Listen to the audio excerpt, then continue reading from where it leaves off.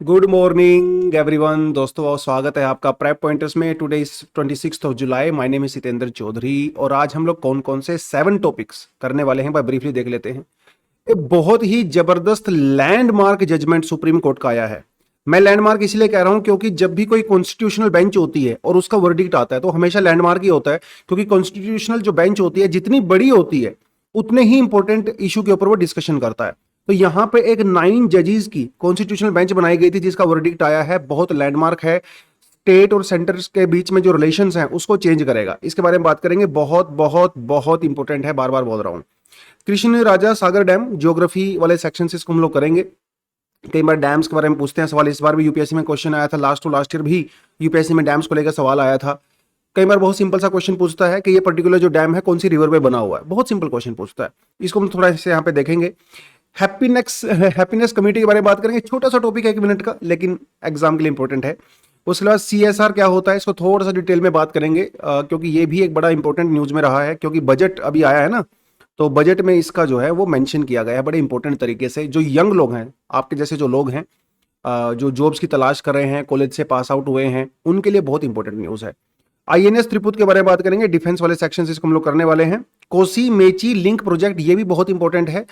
ये सिर्फ प्रीलिम्स के लिए नहीं बल्कि मेंस के लिए भी इंपॉर्टेंट है, क्योंकि रिवर लिंकिंग प्रोजेक्ट के बारे में ऑलरेडी एग्जाम में सवाल आ चुका है। उसके अलावा जब डिजास्टर मैनेजमेंट की बात हम लोग करते हैं या रिवर फ्लडिंग की बात करते हैं, मेजरमेंट्स की बात करते हैं, मिटिगेशन इनिशिएटिव्स की बात करते हैं, वहां से ये टॉपिक काफी इंपॉर्टेंट हो जाता है। उसके अलावा नुमलीगढ़ रिफाइनरी के बारे में बात करेंगे, छोटी सी न्यूज़ है लेकिन यस, थोड़ा सा इसको हम लोग देखेंगे। चलिए तो सीधा करते हैं काम की बात, और पहला टॉपिक आपका आता है यहाँ पे ये वाला, देखिए जरा, taxation on the mining lands. एक सिंपल से तरीके से बताने की कोशिश करता हूं कि जो लैंड है, जो लैंड होती है ना, वो स्टेट सब्जेक्ट है, राइट। तो इसका मतलब किसी स्टेट के अंदर जहां पे मिनरल्स पाए जाते हैं, कहीं पे आयरन मिनरल्स होंगे, कोल होगा, तो वो भी स्टेट ही उसका ओनर होता है। उसके लिए दोनों सेंटर और स्टेट के बीच में चल रहे थे इश्यूज। स्टेट्स ये कह रहे थे कि साहब क्योंकि लैंड हमारी है, ये हमारा सब्जेक्ट है, इसलिए यहां पे जो भी कोल है, यूरेनियम है, आयरन है, जो भी मिनरल्स हैं, उसके ऊपर हमारा अधिकार होना चाहिए। सेंटर कह रहा था नहीं। तो ये लड़ाई जो है वो बीच में चल रही थी।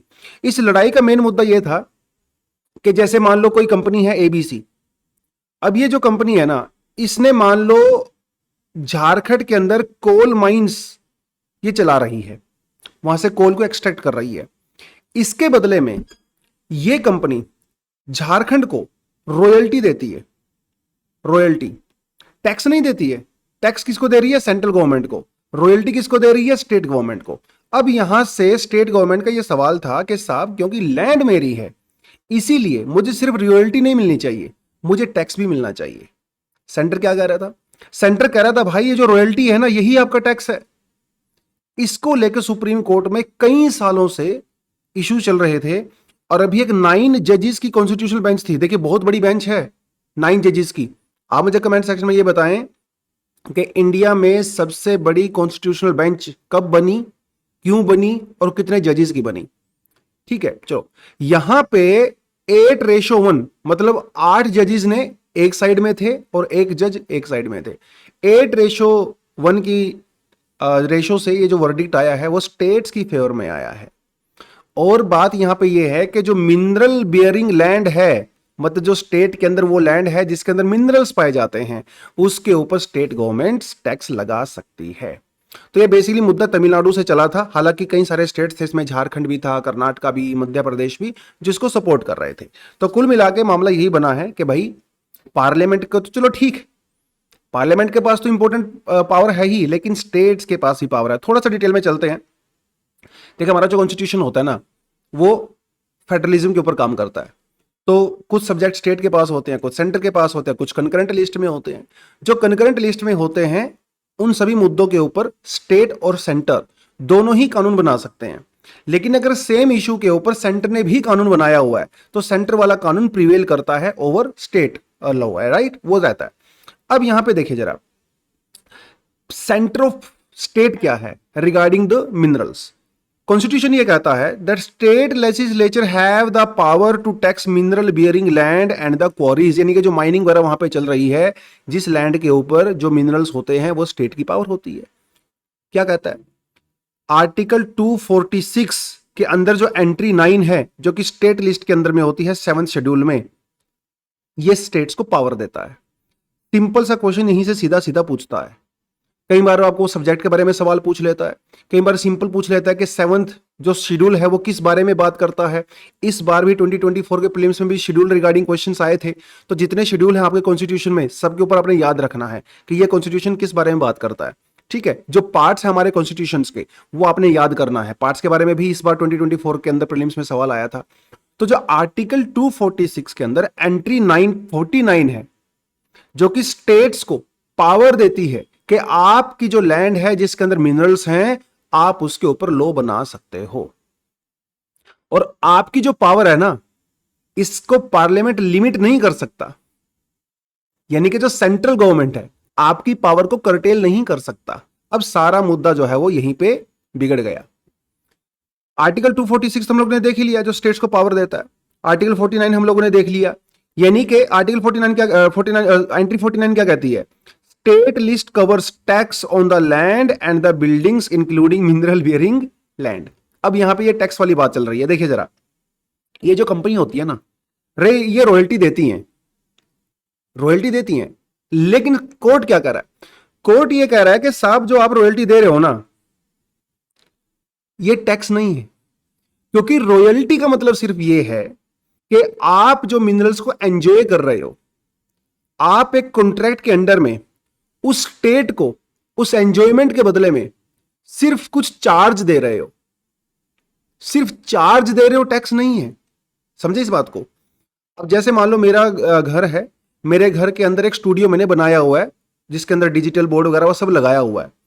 अब कोई बाहर से टीचर आता है, मान लो मेरा फ्रेंड ही है, मान लो कोई भी है, वो कहता है कि सर मैं आपके स्टूडियो को यूज कर लूंगा। ठीक है भैया, कर लो। उनका एक यूट्यूब चैनल है, उससे वो लाखों पैसे कमा रहे हैं मान लो। वो मेरे स्टूडियो को यूज करने के बदले में मुझे, क्योंकि उसने उस सुविधा का फायदा लिया है, तो मुझे कुछ पैसे देते हैं। ठीक है, क्योंकि उन्होंने मेरी सर्विस को एंजॉय किया है, मेरी सर्विस का फायदा उठाया है। ये होती है एक तरह से रॉयल्टी। तो जितनी बार भी वो मेरे स्टूडियो को यूज करेंगे उतनी बार मुझे कुछ वो पैसे देंगे। लेकिन ये टैक्स नहीं है। टैक्स तो तब होता जब उनको मैं बोलता कि साहब आपने मेरे स्टूडियो का यूज करके इतना रेवेन्यू जनरेट किया है, उसका 5% 10% मुझे चाहिए, वो होता है टैक्स। अब यहां पे कोर्ट ने यही कहा। कोर्ट ने कहा कि जो स्टेट, मान लो यहां पे तमिलनाडु की बात कर रहे थे हम लोग, ये झारखंड भी कह सकते हो, तमिलनाडु के अंदर अगर कोई कंपनी कोई कोल निकाल रही है और बदले में उसको रॉयल्टी दे रही है, ये टैक्स नहीं है। Royalty is not a tax. आप सिर्फ उसके मिनरल्स को एंजॉय करने के लिए उसको एक चार्ज दे रहे हो। ठीक है, ये कहा है अभी कोर्ट ने। पार्लियामेंट क्या कह रही है? सेंट्रल गवर्नमेंट क्या कह रही है? सेंट्रल गवर्नमेंट कह रही है कि सब mines and the minerals development regulation act 1957 ये सेंटर को पावर देता है। क्या पावर देता है? ये सेंटर को पावर देता है कि ऐसी कंपनीज के ऊपर आप टैक्स लगाइए, लेकिन स्टेट्स को यह पावर नहीं है। कोर्ट ने कहा कि यह सब बकवास है। जो मिनरल बियरिंग लैंड है, उस लैंड के अंदर सभी मिनरल्स आते हैं एक्सेप्ट ऑयल, पेट्रोलियम, वो सब नहीं आता है, बाकी सब मिनरल्स आते हैं। तो कुल मिला के बेसिकली घुमा फिरा के बात यही बनी है कि अभी स्टेट्स रॉयल्टी के अलावा इन कंपनीज के ऊपर टैक्स भी लगा सकते हैं। तो जो मिनरल रिच स्टेट्स हैं जैसे झारखंड, मध्य प्रदेश, कर्नाटका, अब इनके इनकम बढ़ने वाली है।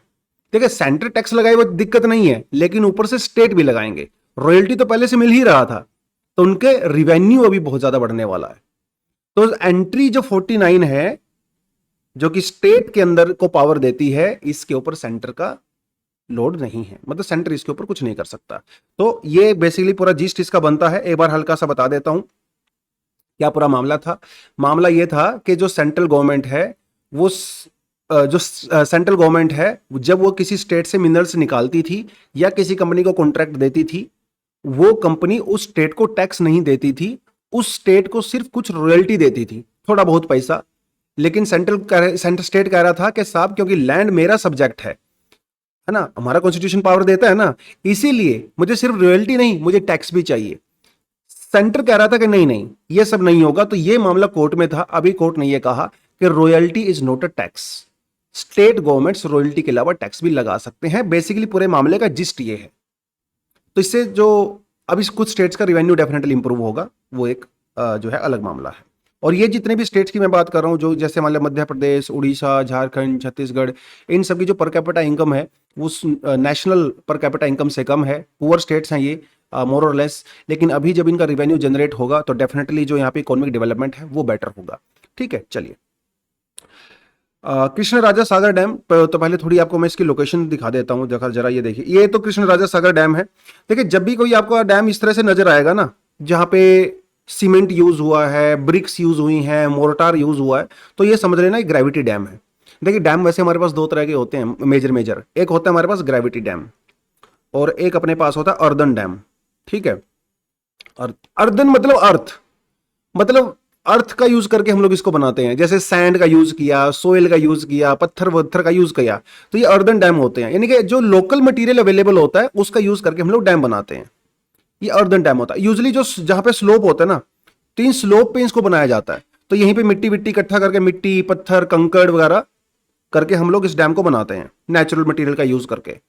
अर्दन डैम इसको बोलते हैं। एक होता है ग्रेविटी डैम। ग्रेविटी डैम में हम लोग सीमेंट का यूज करते हैं, मोर्टार का यूज करते हैं, ब्रिक्स का यूज करते हैं। ठीक है, और एक पूरी तरह से बिल्कुल स्क्रैच से एक ब्रिज बनाते हैं। डैम जिस तरह से ये है, इसे इसे ग्रेविटी डैम कहते हैं।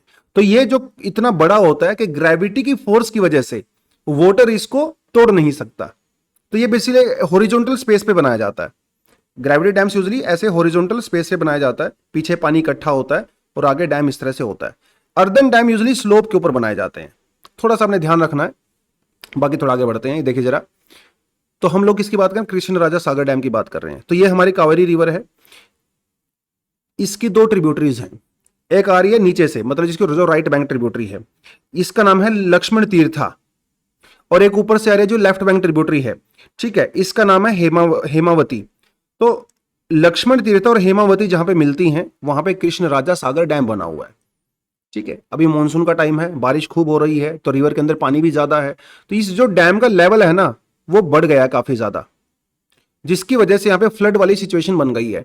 तो अभी गवर्नमेंट ने कृष्ण राजा सागर के आसपास रहने वाले जो गांव वगैरह हैं, सिटीज हैं, उनको वार्निंग दिया है कि फ्लड वहां पे आ सकता है, और अपने आप को बेसिकली प्रिपेयर कर रहे हैं। अगर फ्लड आ गया तो कैसे अपने आप को ठीक ठाक कर सकते हैं, उस कॉन्टेक्स्ट में ये आर्टिकल यहां पे दिया गया था।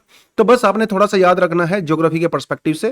कर्नाटका में मांड्या जो डिस्ट्रिक्ट है वहां पे बना, डिस्ट्रिक्ट इतनी इंपॉर्टेंट नहीं होती एग्जाम के पर्सपेक्टिव से, रिवर ज्यादा इंपॉर्टेंट होती है।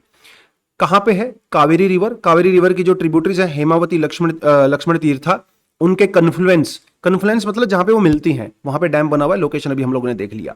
बहुत पुराना डैम है, बहुत पुराना। 1911 में इसका कंस्ट्रक्शन शुरू हुआ था, 1932 में कंस्ट्रक्शन इसका कंप्लीट हुआ। और आप देखिए जब एक डैम बनाया जाता है ना, वो किसी एक पर्पज से नहीं बनाया जाता है, मल्टीपर्पज डैम होते हैं। भैया आप इतना खर्चा कर रहे हो, इतना समय दे रहे हो एक चीज के लिए थोड़ी ना, तो इरिगेशन भी करना है, ड्रिंकिंग वाटर सप्लाई भी करना है, इलेक्ट्रिसिटी भी जनरेट करनी है ना, बहुत सारी चीजों के लिए किया जाता है। तो मल्टीपर्पज है बेसिकली।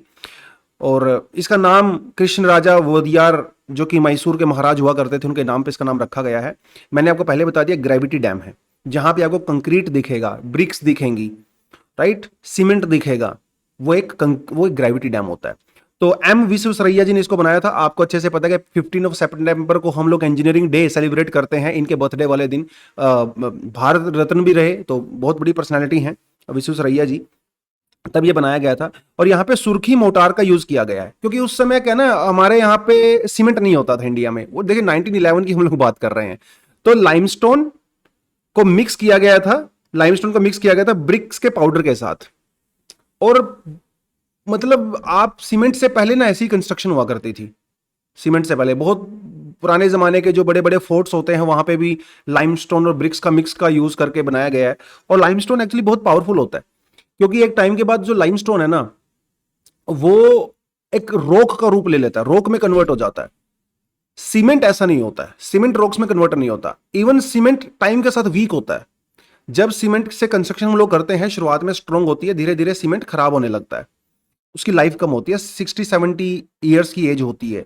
लेकिन जो लाइमस्टोन से बनी हुई कंस्ट्रक्शन होती है ये बहुत स्ट्रांग होती है, कई कई 100 सालों तक ये कंस्ट्रक्शन रहती है। इसलिए देखें आज बिहार में क्या हो रहा है, बिहार में पिछले 2 हफ्तों में 10-15 डैम गिर गए, कितनी, और वो डैम पुराने नहीं थे, मोस्टली नए थे जो पिछले 8-7 सालों में बने हुए थे। तो करप्शन तो देखिए एक रीजन है ही, जो मटेरियल हम लोग यूज करते हैं पुअर क्वालिटी का करते हैं।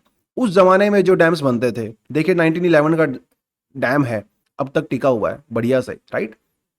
तो वो चीजें हैं, बस उस तरह से किया गया। और ये यूजुअली ड्राई रीजन था, लेकिन इस डैम के बनने के बाद यहाँ पे इरिगेशन आई और ये पूरा एरिया जो है बहुत खुशहाल हुआ, इकोनॉमिकल जो है वो डेवलपमेंट इसका हुआ। इतना आपने थोड़ा याद रखना है इसके बारे में। चलिए आगे बढ़ें। हैप्पीनेस कमिटी, तो बेसिकली ये केरला से न्यूज़ आ रही है।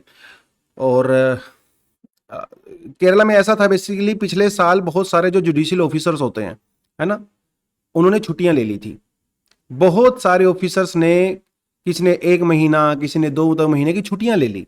अब ये मामला पहुंचा हाई कोर्ट के अंदर। हाई कोर्ट ने पूछा भाई तुमने छुट्टियां क्यों ली है, तो हाई कोर्ट ने बेसिकली ये बोल दिया कि इतनी छुट्टियां अलाउड नहीं है और आपको इतनी छुट्टियां नहीं मिलेंगी, जिसकी वजह से केरला में कुछ इश्यूज चल रहे थे। तो जो जुडिशियल ऑफिसर्स हैं उनका कहना है कि साहब हम लोग छुट्टी अपने मजे के लिए नहीं लेते हैं, हमें इश्यूज हैं बहुत सारे। तो उनके ग्रीवेंसेस को दूर करने के लिए अभी एक हैप्पीनेस कमिटी बेसिकली बनाई गई है, ताकि इनके जो ग्रीवेंसेस हैं वो इसको बता सकें। जब किसी को छुट्टी चाहिए होगी तो वो एप्लीकेशन यहाँ पे लिख सकते हैं, अपने रीजंस बता सकते हैं। और मेंटर सेशन भी यहाँ पे रखे गए हैं, मेंटरिंग सेशंस। तो जो जज होंगे वो जुडिशियल ऑफिसर्स की टाइम टू टाइम मेंटरिंग करेंगे, उनको बताएंगे भाई देखो, माना आपको छुट्टी की रिक्वायरमेंट है, लेकिन आम जनता को जस्टिस की रिक्वायरमेंट है, तो छुट्टियां थोड़ा सा कम ले, है ना, अपने फोकस अपने काम पे करें। ये थोड़ा सा उसके लिए बना था। तो इसका बेसिकली पूरा नाम रहेगा welfare happiness and the grievance of the judicial officers of the district judiciary committee, ये पूरा नाम है। इन शॉर्ट इसको हैप्पीनेस कमेटी कहते हैं। इतना ही पढ़ना है इसके बारे में। एग्जाम में सिंपली आपसे पूछ लेगा भाई, वो कई बार वो टेबल टाइप का क्वेश्चन आपको दे सकता है, जिसमें एक तरफ कमेटी दूसरी तरफ स्टेट या डिपार्टमेंट आपसे पूछेगा, तो वैसे सवाल आ सकता है। सिंपल भी पूछ सकता है भैया रिसेंटली हैप्पीनेस कमेटी बनाई गई है इंडिया में, कौन से स्टेट में बनाई गई है। तो ऐसे ऐसे छोटे छोटे सवाल आपसे एग्जाम में पूछता है, इससे ज्यादा इसको करवाने की जरूरत नहीं है। कॉर्पोरेट सोशल रिस्पॉन्सिबिलिटी, ये एक बजट के अंदर इसको मेंशन किया गया है। तो क्या होता है देखिए, इन जनरली आपको बताता चलो सीएसआर क्या होता है, कॉर्पोरेट सोशल रिस्पॉन्सिबिलिटी। अब जैसे मान लो आप ये टाटा का, बिरला का, किसी का एग्जांपल ले लीजिए, आप यहाँ पे अंबानी जी का एग्जांपल ले लीजिए, रिलायंस का एग्जांपल ले लीजिए। भैया जितनी ही कंपनी होती हैं सोसाइटी के लिए काम करती हैं। सोसाइटी में जो लोग हैं वो इनसे इनका सामान खरीदते हैं, गुड्स एंड सर्विसेज खरीदते हैं, बदले में इनको पैसा देते हैं, ये लोग प्रॉफिट कमाते हैं। तो समाज में रह के जब ये प्रॉफिट कमा रहे हैं, खूब सारा पैसा बना रहे हैं, तो समाज के लिए, है ना, सोसाइटी के लिए इनकी भी जिम्मेदारी बनती है कि आप समाज में कंट्रीब्यूट करें, हेल्थ सेक्टर में, एजुकेशन सेक्टर में, एनवायरमेंट सेक्टर में। तो कुछ परसेंटेज अपने प्रॉफिट का आप समाज के वेलफेयर के लिए लगाएं, उसे कहते हैं कॉर्पोरेट सोशल रिस्पॉन्सिबिलिटी। यानी कि जो कॉर्पोरेट्स हैं इनकी रिस्पॉन्सिबिलिटी है टुवर्ड्स द सोसाइटी, उसकी वेलफेयर के लिए, एनवायरमेंट के लिए, एथिकल प्रैक्टिसेस के लिए आप काम। That is the meaning of corporate social responsibility. पहले ये नहीं होता था, लेकिन इसका मतलब ये नहीं है कि पहले ये कॉर्पोरेट्स कंट्रीब्यूट नहीं करते थे, करते थे। लेकिन 2013 में इसके अंदर चेंज किया गया। इंडिया दुनिया का पहला ऐसा कंट्री बना जिसने लीगल तौर पे सीएसआर को इंट्रोड्यूस किया। तो ऐसी कंपनी जिनका एनुअल टर्नओवर 1000 करोड़ रुपए से ज्यादा होता है, जिनकी वर्थ 500 करोड़ या से ज्यादा है, ऐसी कंपनी जिनका नेट प्रॉफिट 5 करोड़ या उससे ज्यादा है, ऐसी कंपनी को अपने प्रॉफिट का 2% कॉर्पोरेट सोशल रिस्पॉन्सिबिलिटी में देना पड़ेगा। मतलब ऐसे फील्ड में लगाना पड़ेगा जो कि सोसाइटी के वेलफेयर के लिए होते हैं। ये तो आपको समझ में आ गया सीएसआर क्या होता है। अब देखिए खर्चा तो होता ही है इनका, कंपनीज का। अब सरकार ने क्या कहा, देखिए भाई समाज में अनएम्प्लॉयमेंट बहुत ज्यादा है ना। इस बार बजट आया तो सरकार ने सोचा कि जो यंग लोग हैं, जो कॉलेज से पास आउट हैं, जिनके पास जॉब्स नहीं हैं, जो अभी अभी कॉलेज में पढ़ भी रहे हैं, इंटर्नशिप कर रहे हैं, तो इनको थोड़ा सा एम्प्लॉयमेंट का कुछ ना कुछ दे दिया जाए, कुछ ट्रेनिंग वगैरह के लिए दे दिया जाए, ताकि ये जब बाहर निकले कॉलेज से तो इनके पास कुछ स्किल्स हों। तो उसके लिए सरकार ने यह कहा है कि ये जो बड़ी बड़ी कंपनियां हैं, टॉप 500 कंपनीज हैं जो इंडिया में टॉप 500 कंपनीज हैं, ये कंपनीज यंग लोगों को ट्रेनिंग प्रोवाइड करवाएंगी। ठीक है, ट्रेनिंग 1 करोड़ यूथ लोगों को अगले 5 साल में ट्रेनिंग प्रोवाइड करवाएंगी। और कंपनीज के लिए कोटा फिक्स कर दिया गया है, यानी कि जिस कंपनी का साइज जितना बड़ा है वो उतने ही यंग लोगों को जो है इंटर्नशिप देंगी, उनको ट्रेनिंग देंगी। ठीक है, यह कहा गया है। कितना पैसा खर्च करना पड़ेगा? 2 लाख करोड़ रुपए आपको पैसा खर्च करना पड़ेगा। तो सीधी सी बात है, मान लो मैं हूं, अगर मैं कॉलेज मान लो इंजीनियरिंग कर रहा हूं, फाइनल ईयर में हूं, तो मेरी इंटर्नशिप होगी किसी कंपनी के अंदर। अब मेरी इंटर्नशिप फ्री तो नहीं होगी। सरकार यह कह रही है कि जब कोई इंटर्नशिप कर रहा है तो उसको 5,000 रुपीज पर मंथ देना पड़ेगा और 6,000 रुपीज उसको एक बार में आपको पैसा देना पड़ेगा। लेकिन ये कंपनीज पैसा कहां से देंगी? ये कंपनीज पैसा देंगी CSR से, कॉर्पोरेट सोशल रिस्पॉन्सिबिलिटी से ये पैसा देंगी। मान लो टाटा कंपनी है, इसने 1,000 करोड़ रुपीज सपोज करिए CSR के लिए निकाला हुआ था। अभी ये जितने भी एम्प्लॉइज या को ट्रेनिंग देंगी, इंटर्नशिप देंगी, इस 1,000 करोड़ रुपए में से हो सकता है 100 करोड़ रुपए वो CSR में खर्च करेंगी। तो अलग से खर्च नहीं करना इन कंपनीज को, अपने CSR बजट में से ही निकालना है। ठीक है, तो ये कर सकती है, उनको क्या दिक्कत है? देखिए अल्टीमेटली उनको तो पैसा देना ही था सरकार को CSR के अंडर में। अब क्या करेंगे? यंग लोगों को लाएंगी, उनको इंटर्नशिप देंगी, इससे फायदा ही फायदा है, सबको फायदा है। कंपनी को यह फायदा है कि उनका CSR का पैसा खर्चा हो गया, यंग लोगों को यह फायदा है कि भाई उनको स्किल मिल गया। तो जब वो जाएंगे कल को मार्केट में, जब वो कंपनी ज्वाइन करेंगे तो उनके पास ऑलरेडी बहुत अच्छा स्किल होगा। राइट, ये हम लोग यहाँ पे करने वाले हैं। एलिजिबल एक्टिविटी में क्या रहेगा? मतलब एजुकेशन प्रमोट होगी, जेंडर इक्वालिटी प्रमोट होगी, वो सब बेसिकली हम लोग यहाँ पे करने वाले हैं। एनवायरमेंट के लिए कुछ ना कुछ काम हम लोग कर सकते हैं, वो सब चीजें होंगी। लेकिन ऐसा नहीं है कि CSR के अंदर जो ये पैसा होता है ये कंपनी हर साल खर्चा कर देती है। बहुत, जैसे मान लो टाटा का मैंने एग्जांपल दिया, 1,000 करोड़ रुपए उसने निकाले थे, लेकिन जरूरी नहीं है। हो सकता है कि 1,000 करोड़ में से वो सिर्फ 800 करोड़ रुपीज ही खर्च कर पाए हों। तो बाकी जो अनस्पेंट मनी होती है वो कहां जाती है? वो जाती है prime minister national relief fund के अंदर में जाती है। 200 करोड़ रुपए वहां जाएगा। अब बचा नहीं सकते पैसे को, ये नहीं कह सकते भाई मैंने तो खर्चा ही नहीं किया, मैं क्या करूं। वो आपके PM रिलीफ फंड के अंदर जाएगा, या फिर किसी और ऐसे फंड के अंदर जा सकता है जो स्पेशली गवर्नमेंट ने सोशल वेलफेयर के लिए बनाया, वहां पे जा सकता है। जो ट्राइबल्स के लिए, वीमेन के लिए, SC ST कम्युनिटीज के लिए बनाया, वो कर सकता है। अब CSR का बेनिफिट क्या होता है मैंने आपको बता ही दिया। CSR बेसिकली समाज के लिए रिस्पॉन्सिबिलिटी होती है कंपनीज की, कॉर्पोरेट्स की, जिनको देना पड़ता है। इसका सीधा सीधा बेनिफिट कई तरह से मिलता है। जो समाज में बैकवर्ड समाज रहा है, जहां पे डेवलपमेंट नहीं हुआ है, तो उनको डेवलपमेंट मिलेगा। जो कंपनी के अंदर एम्प्लॉइज काम करते हैं उनको एक जिम्मेदारी का एहसास होता है ना, उनकी प्रोडक्टिविटी बढ़ती है, उनको एहसास होता है कि भाई हम जो ये कर रहे हैं कंपनी में काम, इसका कुछ हिस्सा समाज के कल्याण के लिए, वेलफेयर के लिए भी जाता है। तो ये बेनिफिट है। हालांकि इसके अंदर बहुत सारे चैलेंजेस हैं। कई बार बहुत सारी कंपनीज के ऊपर आरोप लगते हैं कि वो इस पैसे का मिसयूज करती हैं और अलग अलग तरीके से, वो सब भी रहता है। वो तो हर चीज में ही होता है, कुछ ना कुछ क्रिटिसिज्म तो यहाँ पे भी है ऑब्वियसली। लेकिन CSR का मैं आपको फिर भी रिकमेंड करूंगा, इस क्लास के बाद जाके CSR के बारे में फिर से पढ़ें। हालांकि मेजर चीजें मैंने आपको बता दी हैं, बट फिर भी थोड़ा सा गूगल करें, CSR के बारे में थोड़ा और डिटेल में जानें, इसकी समझ होनी चाहिए आपको। ठीक है, चलिए INS त्रिपुत की बात करते हैं। ये एक टॉपिक पिछले कई दिनों में मैं कई बार करवा चुका हूं, इसके आसपास का टॉपिक। तो बेसिकली 1999 और 2013 के बीच में हम लोगों ने रशिया से बहुत सारे फ्रिगेट्स जो है वो मंगवाए। फ्रिगेट का मतलब एक वॉरशिप होता है जो कि पानी के ऊपर चलता है, लड़ाई में काम आता है। इसके ऊपर मिसाइल्स वगैरह रहती हैं, तो ये दुश्मन को मार सकते हैं, सिंपल सी बात है। तो 1999 से लेकर 2013 के बीच में हम लोगों ने रशिया से कई डिफरेंट तरह के फ्रिगेट्स मंगवाए, और रशिया से हम लोग मंगवाते रहते हैं। रशिया सबसे बड़ा इंपोर्टर भी है इंडिया को, जो हम लोग बात करते हैं। तो उसी में से ये हुआ कि तलवार क्लास का फ्रिगेट, एक हमारे पास फ्रिगेट है, एक पूरी क्लास है जिसके अंदर कई तरह के वॉरशिप होते हैं, वो हम लोग रशिया से इंपोर्ट करते हैं, उससे मंगवाते हैं। जैसे तलवार, त्रिशूल, ताबर, तेग और तरकश और त्रिकंड, ये 6 तरह के तलवार क्लास की फ्रिगेट फिलहाल हम लोग ऑपरेट कर रहे हैं। ये बड़े एडवांस होते हैं। बेसिकली एडवांस इसका मतलब ये होता है कि इसके अंदर स्टेल्थ टेक्नोलॉजी होती है। स्टेल्थ टेक्नोलॉजी का मतलब ये होता है कि जो दुश्मन के रडार हैं उनको नहीं पकड़ पाते हैं। अब 2016 में हम लोगों ने रशिया के साथ एक कॉन्ट्रैक्ट किया। हम लोगों ने इनसे तलवार क्लास के 4 नए फ्रिगेट्स मंगवाए। 2016 का अग्रीमेंट है ये। इनमें से जो 2 फ्रिगेट हैं वो हम लोग डायरेक्ट इंपोर्ट करेंगे, सीधा रशिया से मंगवाएंगे, बिल्कुल रेडी। लेकिन बाकी के जो 2 फ्रिगेट हैं, वॉरशिप हैं, वो हम लोग इंडिया में बनाएंगे। और ट्रांसफर ऑफ टेक्नोलॉजी करेंगे। रशिया मतलब हमें टेक्नोलॉजी देगा, तो जिनमें से 2 तो डायरेक्ट आएंगे, एक हम लोग अपने 2 हम यहां पे बनाएंगे, जिनमें से एक के ऊपर काम शुरू हो चुका है, जिसका नाम है आईएनएस त्रिपुत। तो ये गोवा में बन रहा है, धीरे 2-3 साल में बनकर तैयार हो जाएगा, उसके बाद हम इसको इंडक्ट कर लेंगे। याद रहेगा आपको, त्रिशूल क्लास के अंदर हम लोग 6 वॉरशिप को फिलहाल मैनेज करते हैं। 2016 में इसी क्लास में हम लोगों ने 4 और फ्रिगेट मंगवाने की बात की थी। 2 फ्रिगेट 2025 तक आ जाएंगे इंडिया में रशिया से, जिनमें से एक का नाम तुशील है।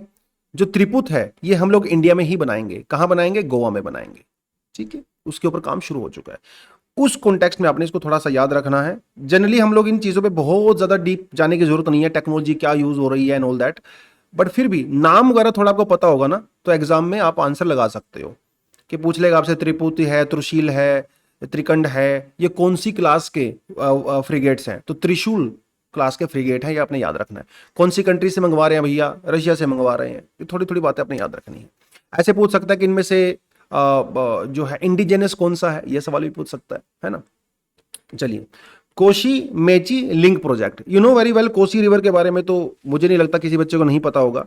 कोसी को कहा जाता है सोरो ऑफ बिहार, क्योंकि कोसी रिवर एक ऐसी रिवर है जहां पे हर साल एवरी ईयर यहां पे फ्लड आता है। इसको मैं व्हाइट कलर से ले लेता हूं, ठीक है। हर साल यहां पे फ्लड आता है कोसी रिवर।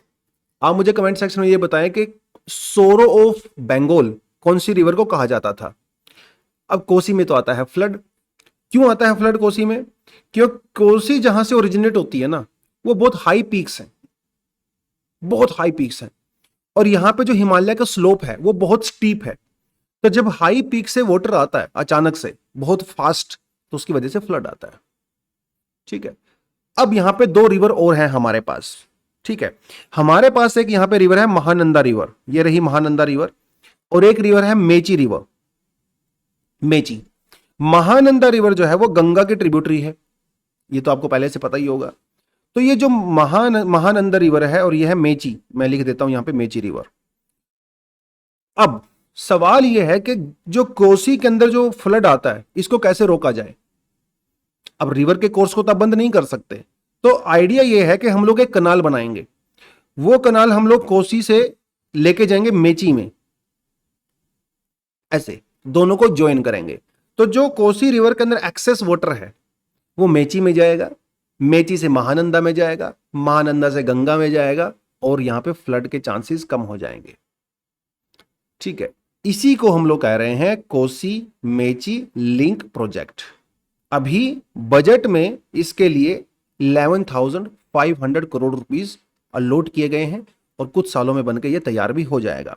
मेजर तौर पे मैंने आपको बता दिया है, कोसी रिवर के वाटर को डाइवर्ट करना है कहां पे? मेची रिवर में, जो कि महानंदा की ट्रिब्यूटरी है, महानंदा फर्दर गंगा की ट्रिब्यूटरी है। इतना आपने थोड़ा सा याद रखना है। हालांकि कई लोग इसको क्रिटिसाइज भी कर रहे हैं, environmental concerns and all that, वो सब चीजें यहां पे हैं। कोसी रिवर के बारे में थोड़ा सा, यस, ड्रेनेज सिस्टम के पर्सपेक्टिव से आपको पता होना चाहिए। कोसी जो मेजर कोसी रिवर है, ठीक है, देखो वैसे तो ना कोसी 7 रिवर से मिलकर बनी है, जिसे हम टोटली सप्त कोसी कहते हैं, लेकिन 3 यहां पे मेजर रिवर हैं, सन कोसी, अरुण कोसी एंड द तामुर कोसी, जो कि तिब्बत से निकलती हैं। उसके अलावा बाकी जो 4 रिवर हैं, इंद्रावती, लिखू, दुख कोसी, तम, और जो है ये वेस्ट टू ईस्ट जाती हैं। ठीक है, ये जो इसकी ट्रिब्यूटरी हैं, तो 7 रिवर से मिलके कोसी बनी है, इसीलिए इसका फ्लो भी बहुत फास्ट होता है, और इसके अंदर वाटर का जो वॉल्यूम है वो भी काफी ज्यादा होता है। फिर बाद में जो है वो गंगा के अंदर जाके जो है वो मिल जाती हैं। तो गंगा नियर तुशेल in Katihar district in trans boundary river. Trans boundary river का मतलब ये होता है कि ये नेपाल, चाइना और इंडिया तीनों को कट कर रही है। ठीक है, ये मतलब होता है ट्रांस बाउंड्री को। तो आपसे ऐसा पूछ सकता है कि which of the following river is trans boundary river of 3 countries, ये आपने याद रखना है। तो कोसी रिवर का नाम आपको उसमें पता होना चाहिए। ऐसा नहीं है कि हम लोगों ने पहले इसके ऊपर बराज या डैम्स वगैरह नहीं बना रखे हैं, बना रखे हैं, लेकिन इसका फ्लो इतना ज्यादा होता है कि वो डैम्स एक्चुअली सिक्योर भी नहीं है और बहुत ज्यादा काम के भी नहीं है, अनफॉर्चुनेटली। तो वो सब यहाँ पे रहेगा। उसके बारे में ही थोड़ा सा इसके अंदर बताया गया था। जो कोसी रिवर है बेसिकली जब ये नेपाल से आती है तो वहाँ पे माउंट एवरेस्ट, कंचनजुंगा, लोत्से, मकालू, तो ये बहुत सारे पीक्स हैं जो इसके रास्ते में पड़ते हैं। उसके अलावा जो यहाँ पे सागरमाथा नेशनल पार्क है जो कि नेपाल में पड़ता है, टाप्पू वाइल्ड लाइफ सेंचुरी है ये भी नेपाल में पड़ती है, वहां से कोसी रिवर निकलती है और फिर बाद में वो बिहार में आके फ्लड क्रिएट करती है, हजारों लोग डिस्प्लेस होते हैं हर साल अनफॉर्चुनेटली, वो सब चीजें आपको देखना है। मेची रिवर के बारे में बताएं तो मेची रिवर आपको मैंने बता ही दिया, वैसे महाभारत रेंज के अंदर पड़ती है नेपाल में। महाभारत रेंज जो मिडिल हिमालय है ना, मिडिल हिमालय को नेपाल में महाभारत रेंज कहते हैं, ठीक है। तो वहां से मेची रिवर का ओरिजिनेट होता है, ये भी एक ट्रांस बाउंड्री होती है। ध्यान रखना है जो कोसी है वो चाइना, नेपाल और इंडिया 3 कंट्रीज में है। मेची जो है ना वो तिब्बत में नहीं है, चाइना में नहीं है, वो सिर्फ नेपाल और इंडिया में है। यहां से सीधा सीधा सवाल आपसे एग्जाम में आएगा। फिर वो बिहार में आती है, महानंदा रिवर के अंदर एंट्री हो जाती है, फिर वो गंगा में जाके मिल जाती है, सिंपल। तो आप यहाँ पे देखिए थोड़ा सा मैंने ये दिया था यहाँ पे, तो ये आपकी जो इधर ब्रह्मपुत्र रिवर आ जाती है भैया, ठीक है। आपकी इधर कोसी रिवर आ जाती है, मेची रिवर आ जाती है और आपकी महानंदा रिवर आ जाती है, ठीक है। तो वो उस तरह से रहता है। चलिए last topic of the day, Numaligarh refinery Assam के अंदर पड़ती है। एक तो सिंपल सवाल यहीं से आ जाएगा प्रीलिम्स में। न्यूज में क्यों था? न्यूज में इसलिए था कि भाई इस रिफाइनरी के अंदर एक बड़ा ही अनफॉर्चुनेट इंसिडेंट हुआ। यहाँ के कुछ जो मैनेजर्स हैं उन्होंने क्या किया, इस रिफाइनरी के चारों तरफ लाइव वायर जिसके अंदर करंट होता है वो छोड़ दिया और एक फीमेल एलिफेंट बेचारी वो रात को आई, उसको करंट लगा, उसकी डेथ हो गई। इन लोगों ने क्या किया, पुलिस को रिपोर्ट नहीं किया, इन्होंने उसको छुपा दिया और उसको दफना दिया। अब इनको कर लिया गया है अरेस्ट। तो इस अनफॉर्चुनेट इंसिडेंट की वजह से ये न्यूज में था। बट आपको तो ये नहीं पढ़ना, ये तो नहीं पूछेगा आपसे एग्जाम में कि भैया बताओ कहां पे अरेस्ट किए गए, कौन सी रिफाइनरी में। नो, आपको बस थोड़ा सा रिफाइनरी के बारे में पता होना चाहिए, ठीक है। आसाम के अंदर पड़ती है और ये Bharat petroleum corporation limited, oil India limited, government of Assam का एक जॉइंट वेंचर है, मतलब तीनों मिलकर इसको चलाते हैं। बहुत इंपॉर्टेंट रिफाइनरी है, नॉर्थ ईस्ट इंडिया की one of the largest refineries को माना जाता है। इंडो बांग्ला फ्रेंडशिप पाइपलाइन के अंदर भी इसको बनाया गया है। ग्रीन एनर्जी इनिशिएटिव के अंडर में इसका नाम आया है सबसे पहले। उसके अलावा यहां पे बैम्बू बेस्ड बायो रिफाइनरी भी बनाई जा रही है, ठीक है, जो कि क्लीन एनर्जी पे बेस्ड रहेगा। उसके अलावा जो ऑयल एंड गैस एक्सप्लोरेशन के इनिशिएटिव है ये भी लिया गया। देखिए यार, ये 2-4 ऑफिसर्स ने मिलकर अगर वहां पे ये सब कर दिया तो इसका मतलब ये नहीं है कि पूरा रिफाइनरी खराब है। रिफाइनरी बहुत जबरदस्त है और one of the largest refinery भी है इंडिया में और बहुत सालों से काम भी कर रही है। तो उस कॉन्टेक्स्ट में आपने याद रखना है, बस आप लोग को याद रखना है कि बैम्बू बेस्ड बायो रिफाइनरी कहां पे बेस्ड है, आसाम में बेस्ड है। नाम आपसे पूछेगा, आसाम में बेस्ड है। इंडो बांग्ला फ्रेंडशिप पाइपलाइन के अंदर कौन सी रिफाइनरी आती है वो आपको नाम याद रखना है। 3-4 छोटी छोटी चीजें प्रीलिम्स के पर्सपेक्टिव से, इतना कर लोगे दैट वुड बी सफिशिएंट। चलिए तो आज की सभा यहीं पे करते हैं समाप्त। Thank you very much, all the best, जय हिंद।